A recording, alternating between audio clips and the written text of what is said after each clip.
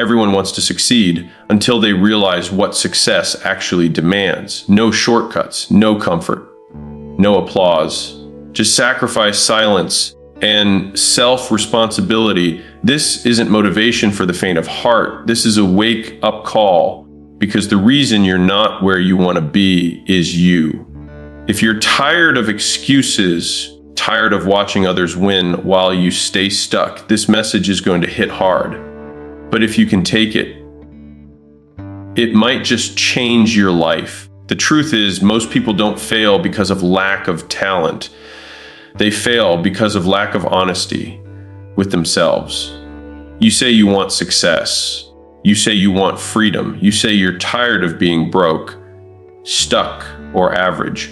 But your calendar, your habits, your energy, they say otherwise. This isn't about inspiration. This is about accountability. In a world full of soft advice and feel-good quotes, this message cuts through all of that. Because here's the truth: if your life isn't where you want it to be, it's because you've tolerated it. You've chosen comfort over commitment. And until you change that, nothing changes. This video isn't for everyone, but if you're ready to face the hardest truths about why you're stuck and how to break out, then stay locked in. Because what comes next isn't soft, it's surgical. Success doesn't come to those who are busy. It comes to those who are focused. People love to say they don't have time, but that's almost never true. What they really mean is, it's not important enough to me right now, and until you own that, nothing will change. Everyone gets the same 24 hours, but what separates the winners from the watchers is how they spend those hours. Some people spend their time building. Others spend it complaining, scrolling, or chasing cheap dopamine, and then they wonder why they're stuck. The truth: you don't have a time problem. You have a priority problem. Your actions expose your values. You can say you want success, but if you spend your nights lost in distractions and your mornings hitting snooze, your habits are calling you a liar.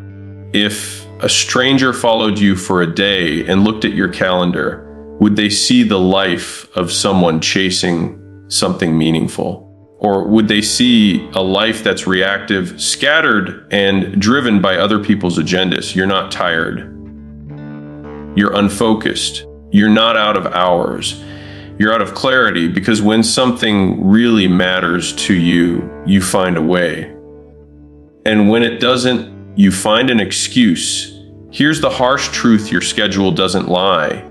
It reflects what you actually value. You can post about ambition all day long, but your browser history tells the real story. You can talk about your goals, but if they're not on your calendar, they're just daydreams. People spend hours on nonsense, then say they don't have time to build their dream. You're not too busy to write the book. You're not too busy to get in shape. You're not too busy to learn the skill. You're just unwilling to prioritize it. And that's the disconnect. You want the outcome, but not the schedule that produces it. Until your calendar aligns with your goals, you're lying to yourself. You can't have a 6-figure result with minimum wage discipline. You can't expect freedom when your days are controlled by comfort. And you can't complain about a life you designed, consciously or not, through thousands of tiny decisions. You don't become successful by accident. You get there by design. And that design shows up in your habits, your mornings, your structure, not in your feelings or your intentions, but in your daily decisions. There will always be something trying to steal your focus. Social media, entertainment, other people's problems, but none of those things own your time unless you give them permission. Most people don't fail because of lack of effort. They fail because of lack of direction. They're busy, but not building, active, but not aligned. The most dangerous phrase you can say is, "I'll do it when I have more time." You won't You'll have more distractions, more obligations, more reasons to wait. If something matters, you carve time for it now, even if it's messy, even if it's imperfect, even if it's just 30 minutes a day, because consistency beats intensity every time. Ask yourself this: are your goals the first thing you build your day around? Or are they the leftovers after everything else is done? If your goals are always waiting at the end of your to-do list, they'll never get done. You have to guard your priorities like your life depends on them, because it does. Not your physical life, maybe, but your potential, your purpose, your future. And yes, that will make you different. Most people won't understand why you're unavailable for nonsense. They won't get why you wake up early, why you say no to distractions, why you protect your energy so fiercely. Let them be confused. You're not here to fit in, you're here to build something that lasts. The secret isn't more hours. It's more intention. If you want different results, start with a different calendar. Build your days around the version of you that already has what you want. Think like them, move like them, schedule like them, because that's how you become them. You don't need more time. You need to stop wasting the time you already have. You need to stop pretending that you're too busy when you're just uncommitted. You need to stop lying to yourself about how serious you are and start proving it with action. And once you fix your priorities, something powerful happens. You stop feeling overwhelmed. You stop feeling behind. You stop reacting, and you start building. You reclaim your time. You reclaim your focus. You reclaim your life. But what happens when your time is finally aligned and you still feel like something's missing? You show up, you do the work, but the fire just isn't there. That's when the problem isn't time or discipline. It's deeper. It's about the emotional connection you've lost to what you're doing. And if you don't fix that, no structure will save you. That's what we tackle next. Shall I continue now with the rewritten keynote 20? You're not tired. You're unmotivated by your life in the same immersive style. You fixed your schedule. You built the structure. You removed distractions. And yet you still feel tired. Not the kind of tired that sleep fixes, the kind of tired that shows up in your soul. The kind that whispers, why does this feel pointless? That's when you realize the issue isn't your energy. It's your alignment. You're not tired. You're unmotivated by your life. Burnout isn't always caused by overworking. Sometimes it's the slow death of doing things you don't care about, following routines that look good on paper but feel hollow in your chest, waking up to tasks that check the boxes but starve your spirit. You can be disciplined and still disconnected. People confuse motion with meaning. They assume if they're productive, they must be on the right path. But if your work doesn't excite you, if it doesn't connect to something deeper, it will eventually drain you. It won't matter how optimized your calendar is. You'll still feel like you're grinding through sand. You don't need another to-do list. You need to ask yourself a harder question: why does any of this matter to me? The truth is, many people are building lives based on pressure, not purpose. They're chasing what looks impressive instead of what feels meaningful. And that disconnect creates emotional exhaustion. You're not physically tired, you're psychologically unfulfilled. You weren't designed to just get things done. You were built to grow, to challenge yourself, to pursue something that wakes you up inside. But when you've gone too long without reconnecting to that, you feel numb. The day starts to feel heavy, the winds feel hollow, the grind becomes gray. And that's when most people quit. Not because they're weak, but because they're uninspired. But here's the shift: don't wait for passion to save you. Build something that brings it back. Design your environment, your habits, your projects around things that give you energy, not just take it. Look at your day and ask, where do I feel most alive? Then double down on that, not once a month, daily. Because energy isn't just something you protect, it's something you generate. And the fastest way to generate it, purpose. When you align your actions with something that matters, your fatigue turns into fuel. You're no longer dragging yourself to work. You're pulled by a vision. You stop needing hype, motivation, or praise. You move because it means something. But if your routine has no meaning, it becomes a cage. It looks productive from the outside, but inside, you're just going through the motions. And the longer you stay in that cage, the more it feels like your identity. You start telling yourself, this is just life now. This is adulthood. This is what it means to be responsible. That lie is what kills more dreams than failure ever will. The solution isn't always quitting your job or changing your entire life. It starts with realigning your why. It starts with inserting purpose into what you're already doing by connecting every task to a larger mission. Even if your work isn't your passion, let your standards be your purpose.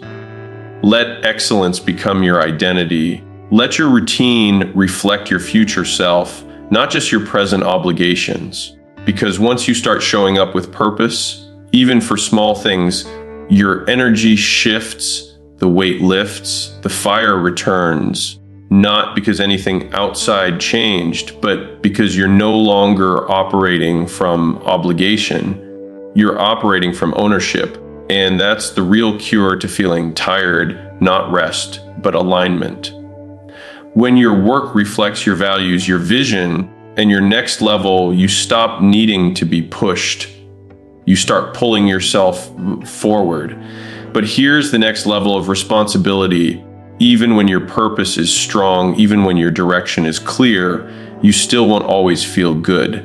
You'll still face setbacks, slow seasons, and hard days. That's when you realize it's not about how you feel. It's about what you do despite how you feel. And that brings us to the next truth. If your current results are disappointing, it's not life's fault. It's not timing, luck, or fate. It's on you. Because even the outcomes you don't like are outcomes you've allowed.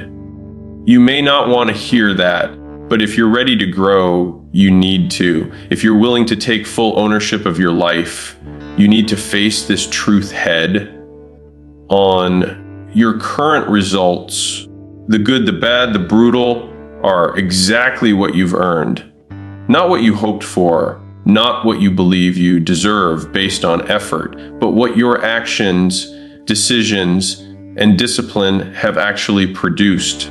And if you're not where you want to be, that's on you. It's not about shame, it's about power. Because the moment you stop blaming external forces, the market, your boss, your parents, your past, you stop handing away control. You can't change what you don't own. And that's where most people stay stuck in denial, pointing fingers at everything but the mirror. The truth is harsh, but it's also liberating.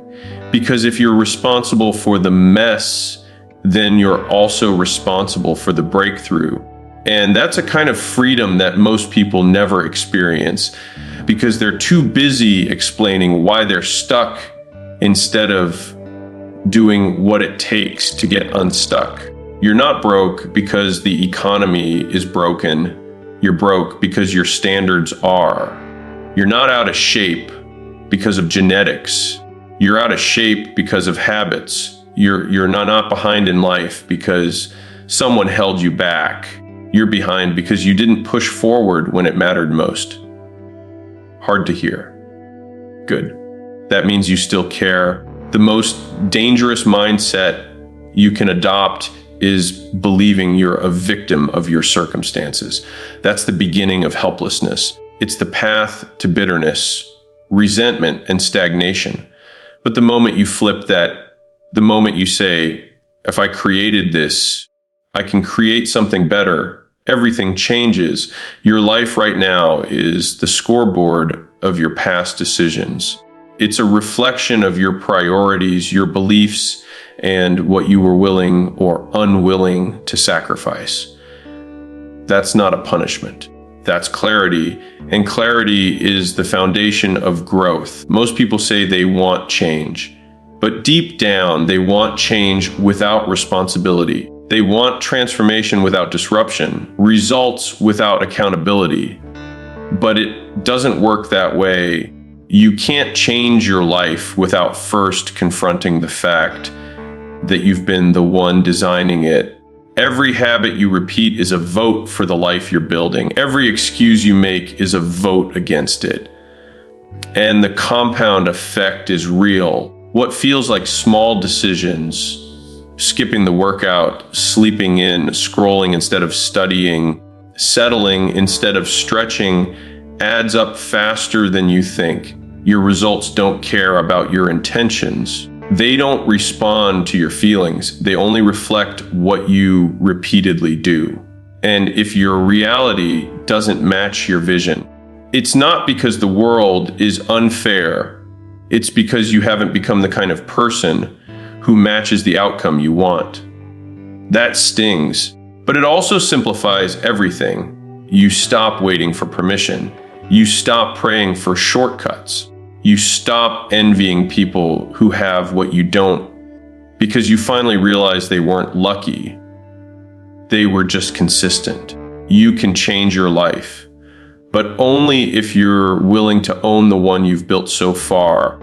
And that means taking full responsibility, not just for your wins, but for your failures, for your patterns, for the results you try to hide behind reasons. This is the real work, not motivation, not hype.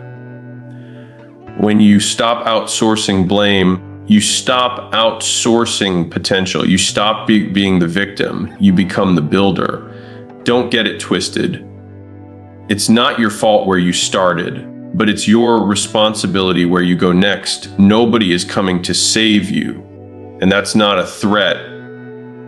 That's your superpower. Because if no one's coming, it means you're the one. You're the one who can raise your standards. You're the one who can build the discipline. You're the one who can rewrite the story. But it starts with telling the truth about where you are and how you got there. If the life you're living doesn't match the one you want, it's time to get honest, brutally honest. Because clarity isn't the enemy, comfort is. And the longer you protect your comfort, the longer you delay your growth. So if you're tired of low results, don't just wish for better outcomes. Become someone who earns them. Stop asking for a different future. Start earning it in the present. No more excuses, no more shortcuts, no more stories, just responsibility. Relentless, non-negotiable responsibility.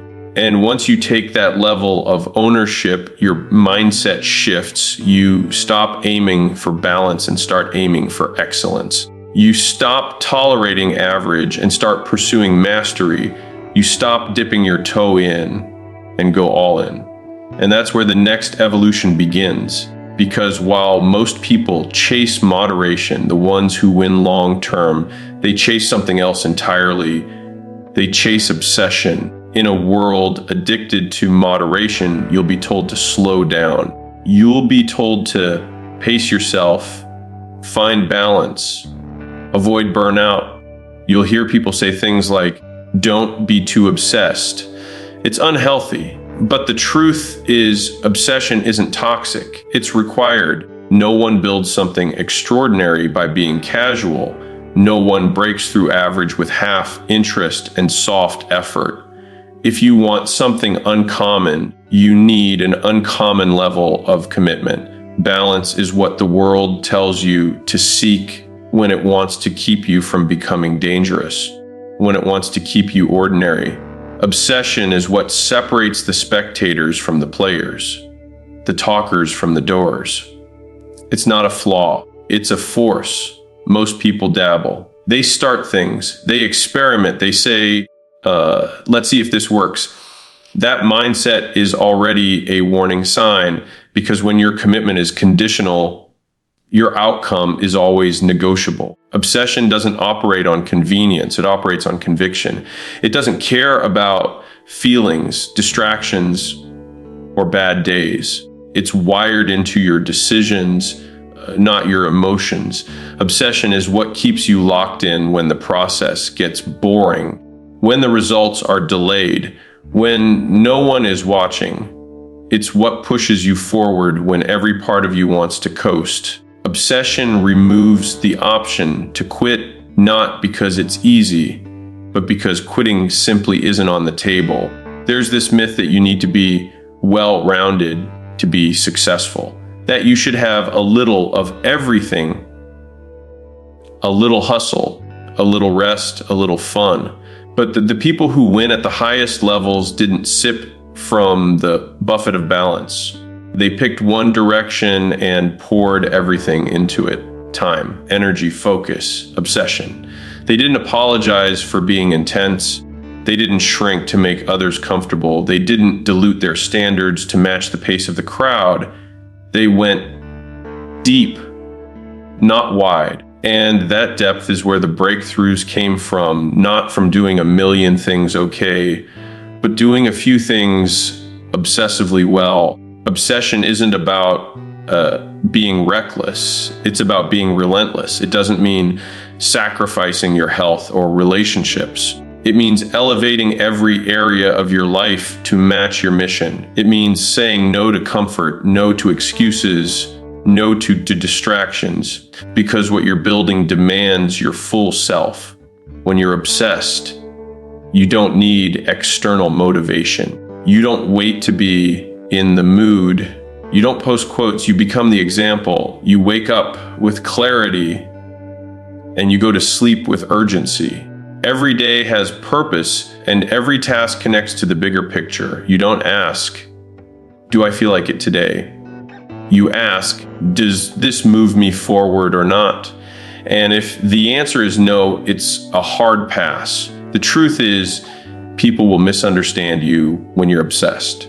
They'll think you're too serious, too rigid, too focused. They won't get it because they're not chasing what you're chasing.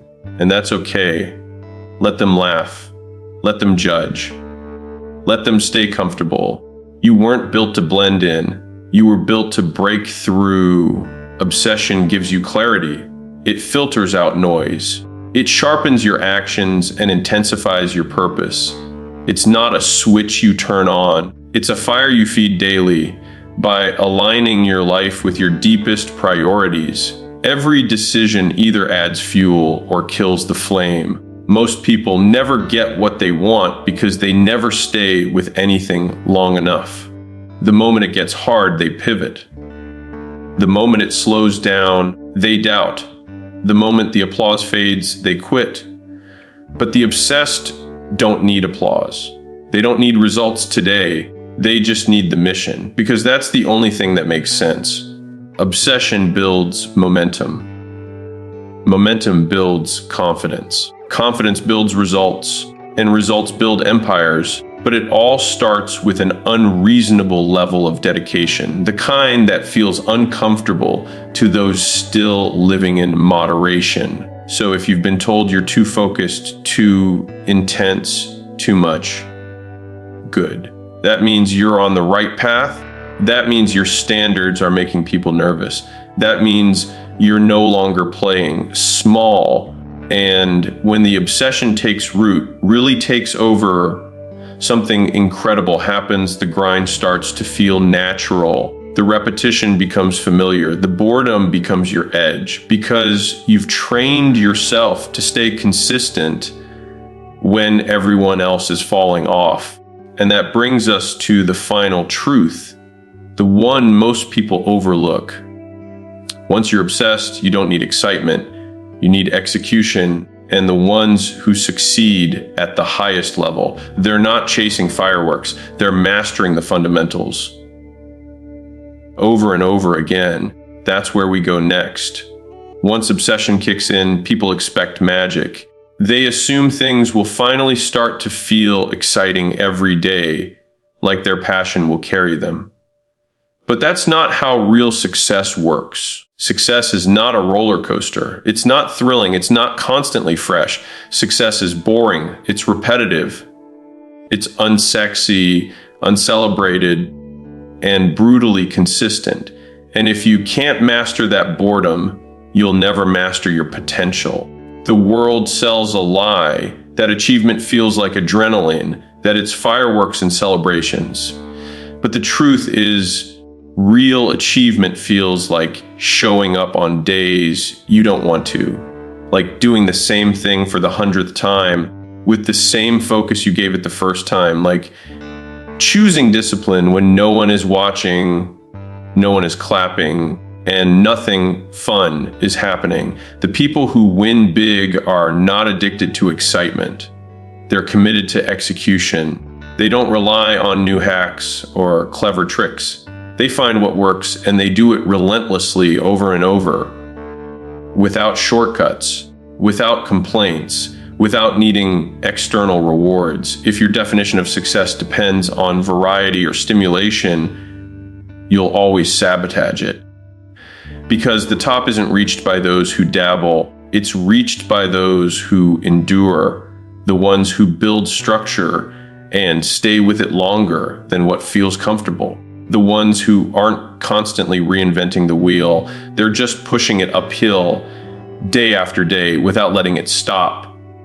And yes, that gets boring, but boredom is not the enemy. Boredom is a signal that you're in the right zone, because what used to be difficult has become routine. That's not stagnation. That's mastery beginning to form. The ones who walk away at this point are the ones who never really wanted it. They wanted stimulation, not success. Success is found in the parts that people avoid, the mundane routines, the daily disciplines, the habits that feel invisible but stack into something unstoppable, the gym session when it's raining, the content post when you're uninspired, the outreach message when rejection feels inevitable. That's what builds resilience. That's what separates amateurs from professionals. Most people don't fail because they weren't capable.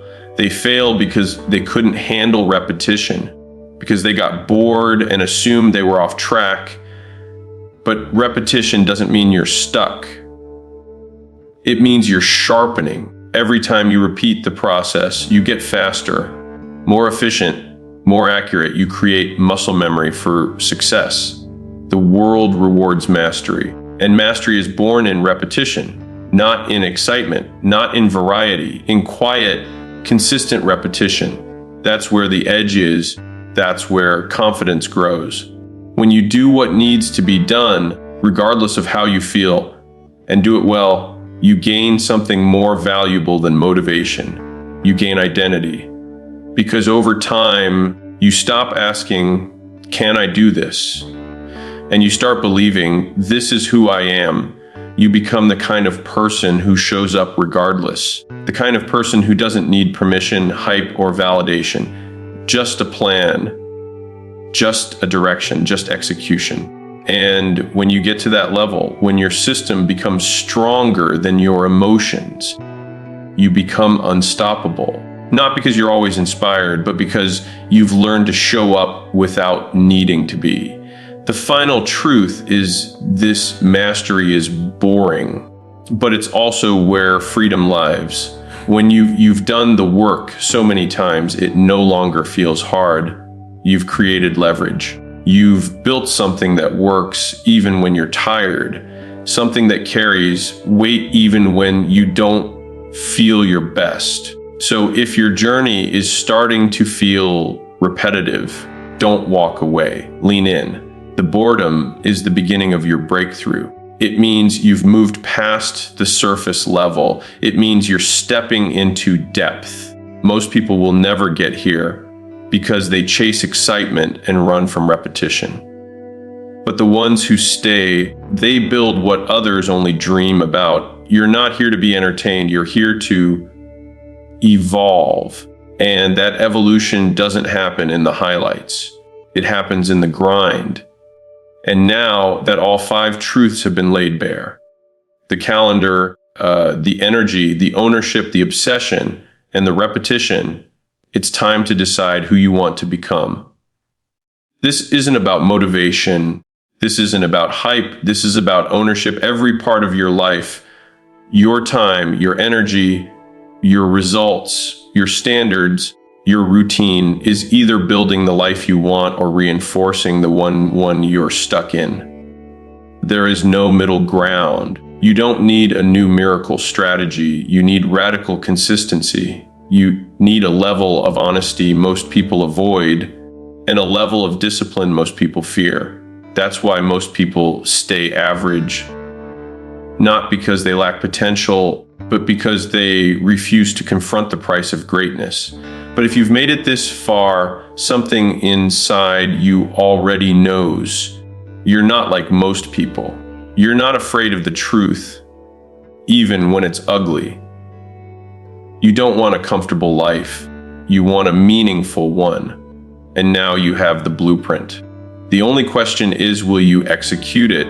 If this message hit you hard, don't let it fade. Share it, rewatch it, and most of all, apply it. Subscribe for more content that challenges your excuses and sharpens your edge. Because we're just getting started.